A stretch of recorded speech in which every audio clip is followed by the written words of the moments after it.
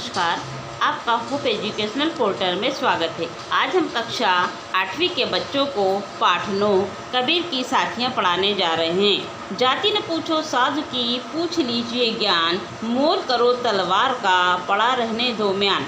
अपनी इस साखी में कबीर जी का कहना है कि साधु संतों की कभी भी हमें जाति नहीं पूछना चाहिए, बल्कि उनके ज्ञान की ओर हमें ध्यान देना चाहिए। उनके अमूल्य ज्ञान को विनम्रतापूर्वक प्राप्त करने का हमें प्रयास करना चाहिए। जैसे तलवार लेते समय तलवार का मोल भाव किया जाता है, उसकी म्यान का नहीं।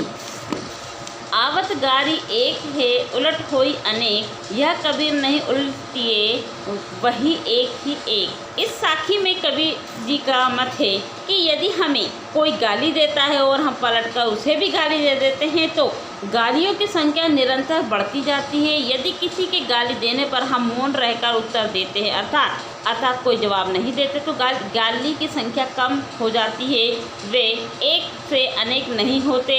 और वास्तव में कबीर का कहना है कि हम किसी को अपशब्द नहीं कहने चाहिए। माला तो कर में फिरे, जीभ फिरे मुख माही, मनुआ दही दही फिरे, यह तो सुमरे नाही।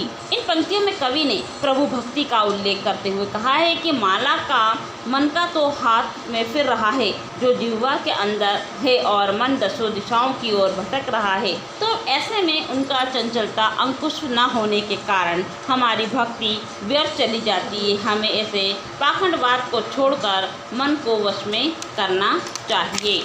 कबीर घास न निंदिए, जो पाँव तली होई, उड़ी पड़े जब आँखी में खुद दहेली होई। कबीर जी का मानना है कि पाँव के नीचे की घास को निर्बल या कमज़ोर नहीं समझना चाहिए, क्योंकि इनका तिनका यदि उड़कर आँख में पड़ जाए तो अत्यधिक कष्टदायक होता है। अर्थात हमें समाज में निम्न वर्ग को कमज़ोर व निर्धन कभी भी नहीं समझना चाहिए और न ही उनकी कभी उपेक्षा करना चाहिए। कि शांति पा जाए तो गहरा आघात पहुंचा देते हैं। जग में बेरी कोई नहीं, जो मन शीतल होए, या आपा को डारी दे, दया करे सब कोई। अपनी साखी में कबीर जी का कहना है कि यदि व्यक्ति का मन शांत और निर्मल होता है तो संसार में उसका कोई शत्रु नहीं होता।